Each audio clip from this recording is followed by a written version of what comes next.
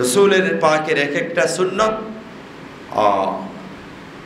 রসুল্লাহ 1400 বছর আগেই যেগুলা বলেছেন, এগুলা বিজ্ঞান আবিষ্কার করেছে আরও অনেক পরে।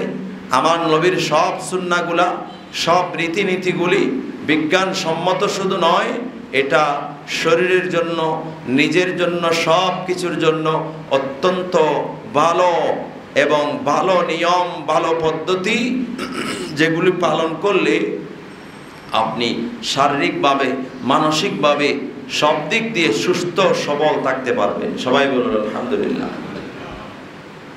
রসুল পুরুষদেরকে বলছে আপনার টাকনোর উপরে, এটাকে আমরা চট্টগ্রামের কথা বলি যে চুলগিরা বলি, যে চুলগিরা, এটা চুলগিরা, তে গোড়ালির উপরে, ওই উপরে প্যান্ট পরার জন্য, জামা, লুঙ্গি, ইজার বা প্যান্ট যেটা পরি আমরা, পায়জামা উপরে পরার জন্য। নারীদেরকে বলছে নিচে পড়ার জন্য। বিজ্ঞান বলছে সেখানের গোড়ালিতে যখন রোদ পড়বে, আলো লাগবে, তখন পুরুষদের জন্য একটা হরমোন তৈরি হবে, হরমোন তৈরি হবে যেটা স্বাস্থ্যের জন্য অত্যন্ত ভালো। সবাই বলুন আলহামদুলিল্লাহ। আর নারীরা সেগুলা ডেকে রাখবে, ডেকে রাখলেই নারীদের সেখান থেকে হরমোন তৈরি হবে। ব্যথা ব্যথা আছে না, বিভিন্ন ব্যথা, আমাদের ব্যথার অভাব নাই, বহু ব্যথা আছে।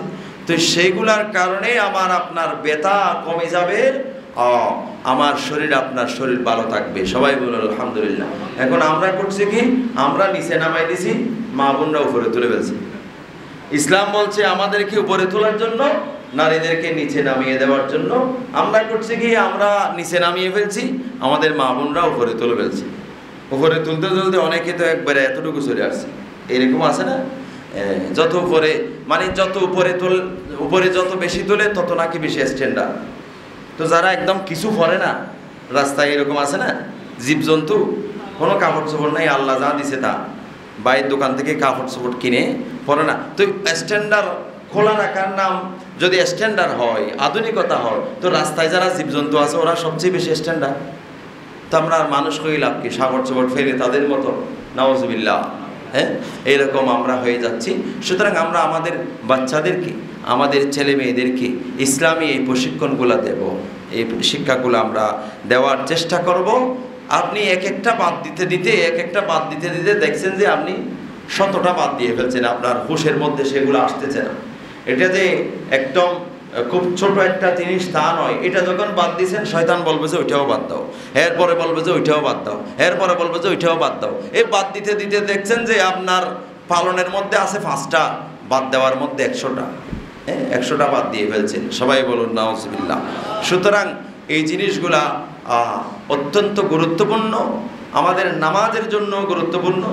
এরকম আবার বোধকে নামাজও তাহলে ফিসুদি তুমি বড়ি দে, ফিসুদি বড়ি দিলে যে খোলা তাহলে কেউ হতা অত মকরু।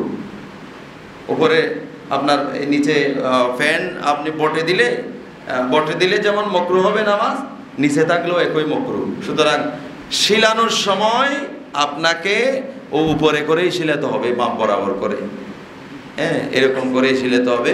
এছাড়া আপনি এমনি বটা বড়িতে কোনো লাভ নেই, বড়া বড়িতে বড়ে দিলেও মকরু, নিচে থাকলেও একই মকরু। সুতরাং শিলানোর সময় আপনি পুরুষ মানুষ, আপনি রসুলের সুন্নত মোতাবেক ছিলাবেন, নিচে পড়বেন না, উপরে পরে করে ছিলাবেন। মানুষ কেউ কিছু বলতে পারে, কেউ আমাকে ঠাট্টা করতে পারে, বিদ্রুপ করতে পারবে। কেউ ঠাট্টা বিদ্রুপ দিয়ে তো আমি চলবো না, আমি তো আমার নবীর সুন্নত অনুযায়ী চলবো। কেউ ঠাট্টা বিদ্রুপ যারা আজকে করবে, ওরা আমার কিছু লাভ করতে পারবে না। কিয়ামতের মাঠে তো আমার নবী আমার জন্য সুপারিশ করবে। সবাই বলো সুবহানাল্লাহ।